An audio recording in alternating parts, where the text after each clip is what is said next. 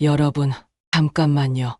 지금 이 영상 절대 끄지 마세요. 오늘 제가 하는 이야기는 노후의 운명을 바꿔놓을 수도 있는 중요한 내용입니다. 특히 요양원, 간병인, 자식 집 눈치 보는 인생, 그게 전부라고 생각하셨다면 지금부터 전해드릴 이야기 반드시 끝까지 들어보셔야 합니다. 전세금 빼주세요. 라는 말에 나는 나를 지키기로 했습니다. 엄마, 그 전세금, 민지 등록금만 좀 도와주세요. 저희가 알아본 요양원은 시설도 괜찮고, 솔직히 엄마 혼자 지내시기엔 이젠 좀 외롭잖아. 그 말을 듣는 순간 제가 뭘 위해 살아왔는지 모르겠더라고요. 자식 키우느라 청춘을 다 줬고 이제 좀 아프다 싶으니까 여러분, 자식에게 기대지 말라는 말 너무 많이 들어보셨죠? 근데 진짜 그 순간이 오면요. 기대고 싶은 게 아니라 기댈 데가 없는 거예요. 요양원, 간병인 다 써봤습니다. 그리고 깨달았어요. 돈보다 중요한 건 내가 내 삶을 선택할 수 있느냐는 거예요. 이 영상은 요양원도 간병인도 자식도 아닌 진짜 내 공간에서 스스로 삶을 지킬 수 있는 방법에 대한 이야기입니다. 그리고 생각보다 훨씬 많은 분들이 지금 이 영상을 통해 나도 저렇게 살 수 있을까를 고민하게 될 겁니다. 전세금만 주세요. 그 말에 저는 이제부터는 내 인생을 내가 주인공이 되기로 결심했습니다. 여러분도 아직 늦지 않았습니다. 30년을 사회복지사로 일하면서 수천 명의 어르신을 만났습니다. 그분들이 한결같이 하던 말이 있었죠. 선생님, 자식은 나 몰라요. 결국 혼자예요.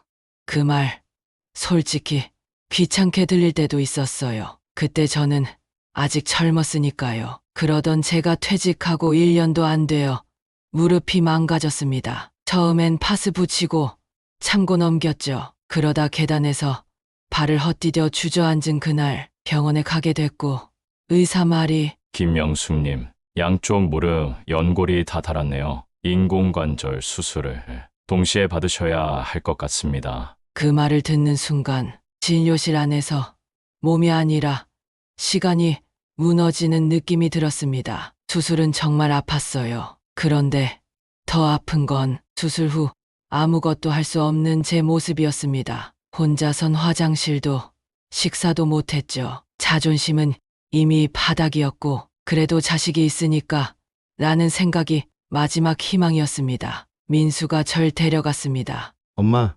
당분간 저희랑 지내세요. 며느리도 반갑게 맞아줬고 손주들도 할머니 하며 안겼습니다. 그 집에서의 첫 3일은 제가 살아있다는 걸 다시 느끼게 해줬어요. 그런데 넷째 날부터 며느리의 말투가 조금씩 바뀌기 시작했습니다. 어머니, 혹시 TV 소리 조금만 줄여주실 수 있으세요? 엄마, 냉장고 반찬 좀 정리해 주셨나요?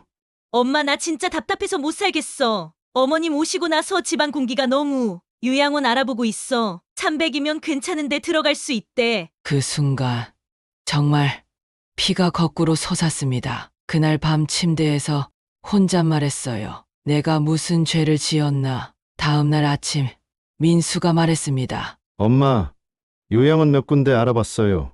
시설도 좋고 엄마 연금이면 충분할 것 같아요. 그 말 듣고 가만히 쳐다봤습니다. 그리고 속으로 중얼거렸죠. 그래서 나 집으로 데려온 거였구나. 엄마가 아니라 전세금이 필요했던 거였어. 수술 후 몇 주가 지나 퇴원 날이 다가왔습니다. 저는 묻지도 않고 자식들 집을 나왔습니다. 엄마는 이제 혼자 살 거야. 그렇게 말하고 다시 제 집으로 돌아왔습니다. 그런데 돌아온 집이 더는 제 집이 아니더군요. 변기 커버 올리기조차 버거웠고 물도 조심해서 마셔야 했습니다. 한 번은 새벽에 통증이 와서 응급차를 부를 뻔했죠. 결국 간병인 서비스를 신청했습니다. 12시간 상주, 월 240만 원. 제 연금으로는 빠듯했지만 어쩔 수 없었어요. 첫 번째 간병인은 60대 중반의 박 씨였습니다. 아이고 어르신, 제가 뭐든 해드릴겨. 말투는 부드러웠지만 자주 자기 전화를 받으러 나갔고 잠깐 시장 좀 다녀오겠다며 3시간씩 자리를 비웠습니다. 하루는 화장실이 급한데 혼자서 어떻게든 가보겠다고 문틀을 붙잡고 일어섰다가 미끄러졌어요. 바닥에 얼굴이 닿았고 눈이 잠시 흐려졌습니다. 간병인이 돌아와선 아이고 어르신이 무리하셨네요. 가볍게 웃으며 넘겼습니다. 그날 밤 한 손으로 얼음을 이마에 대면서 생각했습니다. 이게 내가 바라던 삶이었나. 두 번째 간병인은 이씨, 젊고 전문성 있어 보였죠. 그런데 모든 게 정해진 매뉴얼 같았습니다. 지금 약 드셔야죠. 화장실은 15분 후입니다. 배가 고프시면 기록에 남겨야 합니다. 어느 날 배가 너무 고파 부탁했어요. 밥 좀 먼저 줄 수 있을까요? 돌아온 대답은 이거였어요. 아직 식사 시간 아니에요. 미리 드시면 리듬 깨져요. 저는 그날 진짜 인간이 아닌 기계 취급을 당한 기분이었습니다. 마치 저는 환자 김영숙일 뿐 사람 김영숙은 어디에도 없었죠. 마지막으로 가장 오래 버틴 정씨. 나이는 40대 초반. 처음엔 다정했어요. 그런데 며칠 지나자 본색이 드러났습니다. 이 정도는 혼자 하셔야죠. 제가 다 해드리면 안 되잖아요. 아이고, 또 넘어지셨나. 에휴. 그런 말을 들을 때마다 가슴 속에서 작은 자존심이 부스럭거리듯 찢어졌습니다. 심지어 하루는 제 지갑이 열려 있었고 현금이 3만 원 사라졌습니다. 물어보진 않았습니다.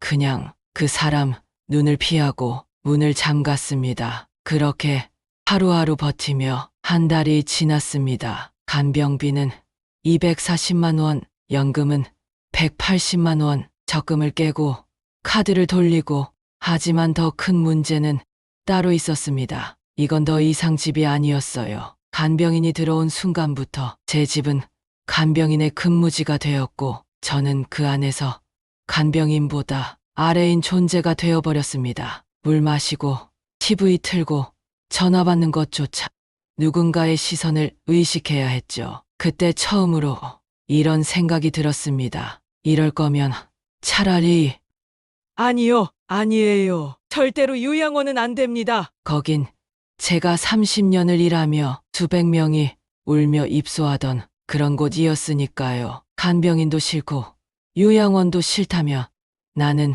대체 어디서 살아야 하죠? 그 질문 하나가 제 삶을 완전히 바꾸게 됩니다. 그렇게 또 하루 아무도 없는 집에서 혼자 밥을 먹었습니다. 밥은 미지근했고 반찬은 말라 있었고 TV는 소음 같기만 했습니다. 창밖을 보며 중얼거렸어요. 진짜 다른 방법은 없는 걸까? 너무 슬퍼서 울지도 못하겠더라고요. 다음 날 아침 휠체어를 빌려 타고 주민센터로 갔습니다. 누구 하나 함께 가주겠단 사람도 없었지만 그게 오히려 더 편했습니다. 문을 열자 정 씨가 반갑게 인사했죠. 어머, 김 선생님. 오랜만이에요. 퇴직하셨다 들었어요.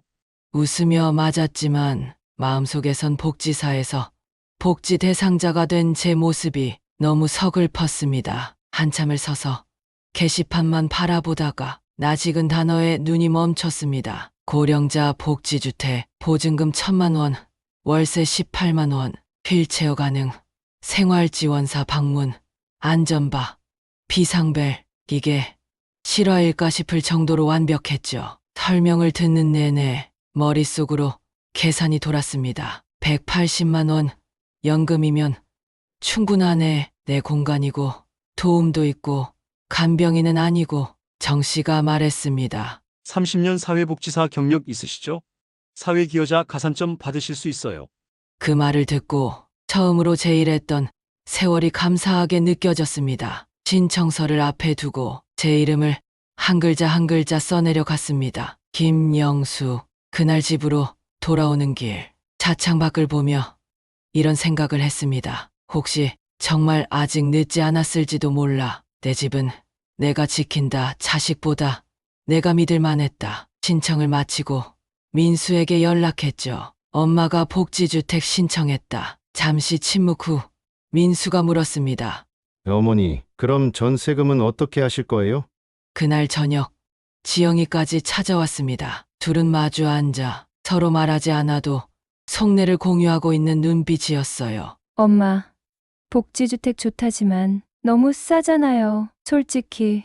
그런데 사시는 분들, 좀 위험한 분들도 많고, 그 전세금 저희가 관리해 드릴게요. 사업자금도 필요하고, 민지 등록금도 있고요. 그 말을 듣는 순간 평생 애써 모은 그 집 전세금이 단지 자식들에겐 등록금 통장이자 사업비 예산일 뿐이라는 걸 알게 됐습니다. 아이들 초등학교 앞에서 도시락 들고 기다리던 기억, 민수 수능날 새벽에 도시락 2개 싸던 기억, 지영이 결혼식 날 입은 한복의 촘촘한 바느질, 그 모든 시간이 스르르 지나갔고 지금 내 앞에 있는 건 돈을 필요로 하는 어른이 된 자식들이었습니다. 저는 말했습니다. 내 전세금은 내 마지막 방패야. 민수가 말없이 고개를 돌렸고 지영이 눈물이 맺힌 채 말했습니다. 엄마, 우리 엄마 돈 노린 거 아니에요? 정말 그냥 걱정돼서 그래요. 그날 밤